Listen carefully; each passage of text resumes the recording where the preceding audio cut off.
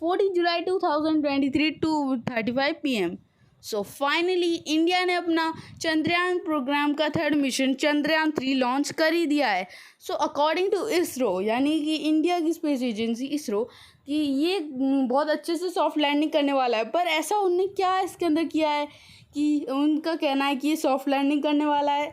तो इस वीडियो के अंदर ऐसी कमाल के फैक्ट्स मैं आपको बताने वाला हूँ। तो बिना टाइम वेस्ट कर इस वीडियो को स्टार्ट करते हैं। तो फर्स्ट ऑफ ऑल मैं आपको ये बताना चाहता हूँ कि असल में मार्स पे जाने से ज़्यादा, मार्स पे सॉफ्ट लैंडिंग से ज़्यादा मुश्किल है मून पे सॉफ्ट लैंडिंग। जी हाँ, तो ये मैं नहीं कह रहा हूँ, ये साइंटिफिकली प्रूव्ड है कि मार्स पे सॉफ्ट लैंडिंग से ज़्यादा मुश्किल है मून पे सॉफ्ट लैंडिंग। क्योंकि मार्स के ऊपर सॉफ्ट लैंडिंग की सक्सेस रेट 40%, वहीं पे हमारे मून के ऊपर है सिर्फ और सिर्फ 27%। यानी कि ज़्यादा मुश्किल है मून पे लैंड कर पाना मार्स के मुकाबले। सो अब ऐसा क्यों है? इसके कुछ रीज़न्स हैं जो कि मैं अभी आपको बताने वाला हूँ। सो असल में इसके ऐसे रीज़न्स हैं जो थोड़े से वियर्ड हैं। तो फर्स्ट ऑफ ऑल हम बात करने वाले हैं हमारे रीज़न नंबर 1 की। सो सबसे पहले तो अब ये बात है कि ये जो मून है हमारा, ये हमसे बहुत ज़्यादा पास में है, मार्स के मुकाबले बहुत पास में है। हमें मार्स तक पहुंचने में 7 मंथ्स का टाइम लगता है, यहीं पे मून तक पहुंचने में सिर्फ 3 डेज़ का। यानी कि अगर उसके पाथ में अगर हमारा स्पेसशिप उससे थोड़ी गलत डायरेक्शन में चला गया तो फिर उसे ठीक करने के लिए हमें बहुत कम टाइम मिलेगा। और इसलिए ऐसा होता है। That's why our first reason that why landing on moon is very hard. And reason number 2, drastically change of temperature.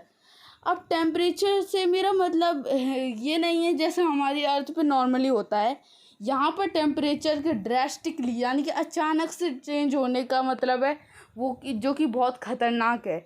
जी हाँ, टेम्परेचर वहाँ पर जब इतनी ख़तरनाक तरीके से बदलता है, वो इतना ख़तरनाक है कि वो एक सैटेलाइट के को चूर चूर के तोड़ सकता है, उसके सारे पुर्जे अलग कर सकता है। क्योंकि टेम्परेचर चेंज कुछ भी हो सकता है।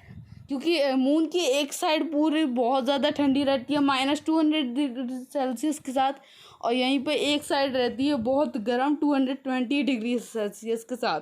इनके बीच के एरिया के अंदर हम गए और इधर उधर हो गए तो फिर बहुत बड़ी प्रॉब्लम हो जाएगी। सो इसलिए यहाँ पर ऐसा कर पाना बहुत मुश्किल है।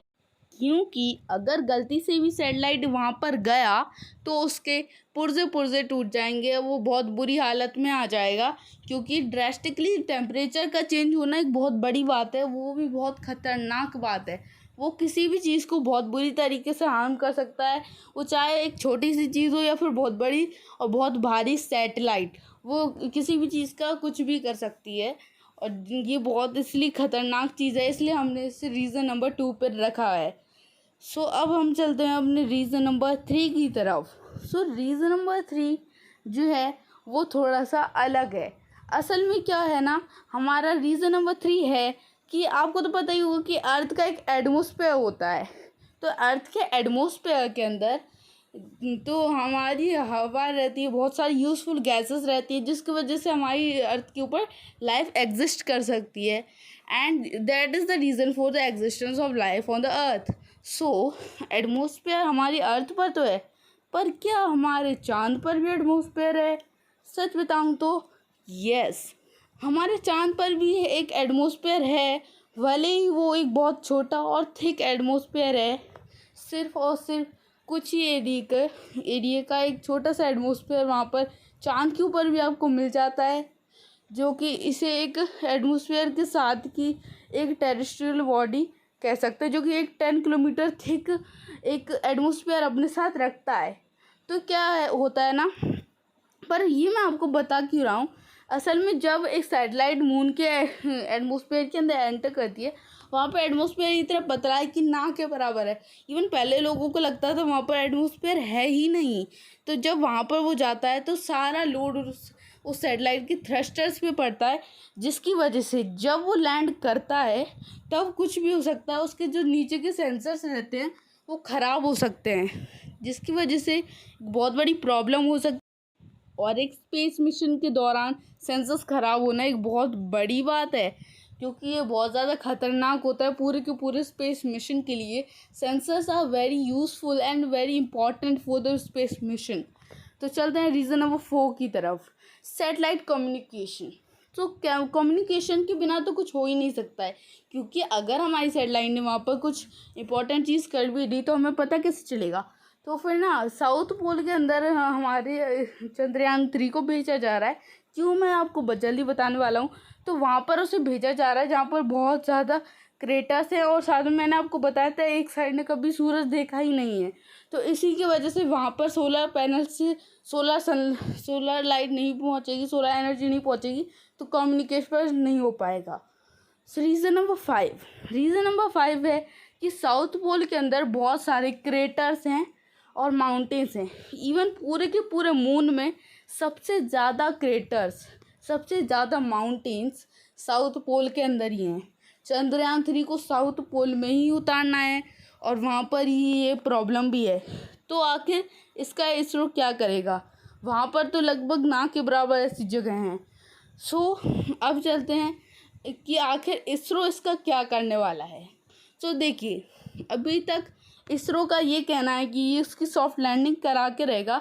तो क्या इन सारे रीज़न जो मैंने अभी आपको बताए, इनका कुछ उसके पास तरीका है इन्हें सॉल्व करने का? इन सारे क्वेश्चंस का कोई आंसर है क्या हमारे इसरो के पास? तो जवाब है हाँ। हमारे इसरो ने बहुत ज़्यादा कमाल के प्लान्स इन सारी चीज़ों को ठीक करने के लिए सोचे हैं, जिसकी वजह से हमारे इसरो ने चंद्रयान 3 को बहुत ज़्यादा अच्छा बताया है और कहा है कि सॉफ्ट लैंडिंग ये करके रहेगा। फर्स्ट ऑफ ऑल मैं बताने वाला हूँ रीज़न नंबर 1 जो मैंने आपको बताया था। तो रीज़न नंबर 1 था कि वहाँ पर पाथ में अगर कोई गड़बड़ हो तो कम टाइम की वजह से प्रॉब्लम हो सकती है। हमारे इंडिया से इसरो ने यहाँ पर ऐसा सोचा है कि पहले वो जो हमारा चंद्रयान 3 है वो अर्थ के चक्कर लगाएगा। अर्थ के कुछ चक्कर लगाने के बाद में वो अचानक से उसे वहाँ से शूट कर देंगे। शूट मतलब उसे बहुत तेज़ी से मून की तरफ फेंक देंगे, जिसके बाद में मून की तरफ वो बहुत तेज़ी से जाएगा। उसके बाद में जो वहाँ पर जो है बहुत सारा फ्यूल बचेगा, जिसे वो लोग लैंडिंग के वक्त पर इस्तेमाल करने वाले हैं। और फिर वहाँ पर मून के भी एक चक्कर काट कर वो एक सही जगह पर लैंडिंग स्पॉट पर लैंड करेगा, जिसकी वजह से वो बहुत ज़्यादा ध्यान से लैंड करेगा और उसका पाथ जो है इतनी स्पीड से जाने पर नहीं बदलेगा और फ्यूल भी बहुत बचेगा, जो कि बहुत कमाल का। Reason 2, drastically change on temperature. तो इसका वैसे तो कोई आंसर नहीं है, वैसे इसका आखिर इसरो करेगा क्या? असल में आप ये सुनकर तो हैरान ही हो जाओगे कि इसरो ने इसका आंसर तो निकाला ही है, इसका सॉल्यूशन तो निकाला ही है। साथ में इसरो ने उसका एक बहुत ज़्यादा अच्छा कमाल का एक तरीके का 2 in 1 सॉल्यूशन ज़रूर निकाला है, जो कि बहुत कमाल का है। ये जो सॉल्यूशन है, इसमें जो मैंने आपको रीज़न 5 बताया था और रीज़न 2 अभी मैंने दिखाया था, दोनों का ही सॉल्यूशन है। अब कैसे, ये मैं आपको बताता हूँ। फर्स्ट ऑफ ऑल था कि हमारा जो मून है उसका एटमॉस्फेयर बहुत थिक है। उसके लिए उसने एक ऐसा स्पॉट ढूंढा है जहाँ पर ज़्यादा ड्रास्टिकली टेम्परेचर भी नहीं बदलेगा और साथ में वहाँ पर ज़्यादा क्रेटर्स और माउंटेन्स भी नहीं है, जो कि बहुत अच्छी स्ट्रैटेजी है। इवन वहाँ पर लैंड करने से पहले भी उस जगह को ध्यान से देखने वाला है। नेक्स्ट वन जो है वो आपको पता ही होगा, वो है मून के कुछ ऐसी प्रॉब्लम जो कि है उसका एटमॉस्फेयर। तो वहाँ पर जो है थ्रस्टर्स पे लोड तो पड़ेगा, पर नीचे जाते जाते ड्रास्टिकली वो अपनी स्पीड को, चंद्रयान 3 अपनी स्पीड को डिक्रीज़ कर लेगा और अपनी स्पीड को वो इतनी तरीके से इतनी ज़्यादा हाई मात्रा वो डिक्रीज़ कर लेगा कि उसके बाद वो धीरे धीरे करके सॉफ्ट लैंडिंग उस मून के ऊपर अच्छे से कर पाएगा। और इसके लिए भी उस पर बहुत ज़्यादा ध्यान रखा जाएगा। उसके स्पॉट को भी वो एक बार अच्छे से स्कैन करेगा कि वहाँ पर अभी कोई प्रॉब्लम तो नहीं है, और ऐसा करके वो फाइनली मून के ऊपर एक सॉफ्ट लैंडिंग कर पाएगा, जो कि बहुत ज़्यादा कमाल की बात है। और साथ में इस तरीके के साथ में वहाँ पर वो एक अच्छे से स्कैन करने के बाद में उसे वहाँ पर कोई प्रॉब्लम भी नहीं आने वाली है।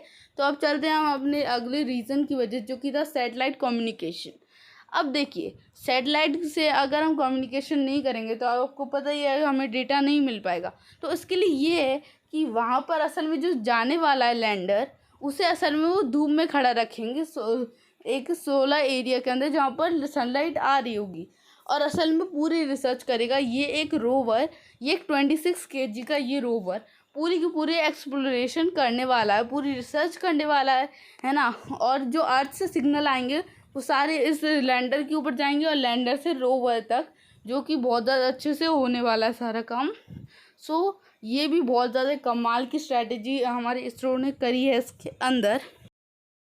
And it's really impressive that उन लोगों ने इतने अच्छे तरीके से इतना अच्छा सॉल्व करा है इस प्रॉब्लम को, जो कि बहुत ज़्यादा कमाल की बात है।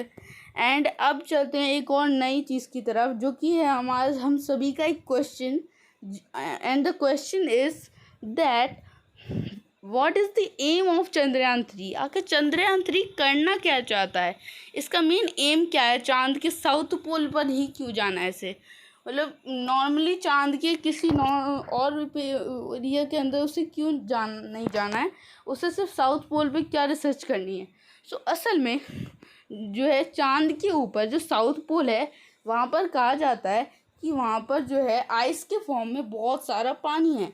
एंड ये पानी कोई नॉर्मल पानी नहीं है, ये तब से जब से अर्थ और मून की फॉर्मेशन हुई थी। तो इसलिए वो जो फॉर्मेशन के से अब तक का पानी है वो हमें बहुत हेल्प कर सकता है हमारे अर्थ के और मून के फॉर्मेशन के बारे में पता करने की, और जो स्टोरी थी उसके बारे में क्या वो सच है या गलत। और सच में अगर ये ऐसा हमने कर लिया तो इंडिया पहला देश बन जाएगा पूरी दुनिया में से जो कि हमारे अर्थ के क्रिएशन को प्रैक्टिकली प्रूव कर पाएगा, जो कि बहुत ज़्यादा हमारे लिए बहुत गर्व की बात होने वाली है कि हमारा देश पहला देश बनेगा जो ऐसा कर पाएगा। और ये सच में बहुत ज़्यादा इम्पॉर्टेंट चीज़ भी होने वाली है पूरी हिस्ट्री के अंदर। एंड वी होप दैट कि हमारा चंद्रयान 3 बहुत अच्छे से सॉफ्ट लैंडिंग करे, अपनी पूरी रिसर्च अच्छे से कर पाए, एक्सप्लोरेशन अपनी पूरी अच्छे से कर पाए, और जो उसे प्रूव करना है वो भी उसे अच्छे से प्रूव कर पाए, और सारी चीज़ें सारी डिटेल्स वो अच्छे से कर पाए।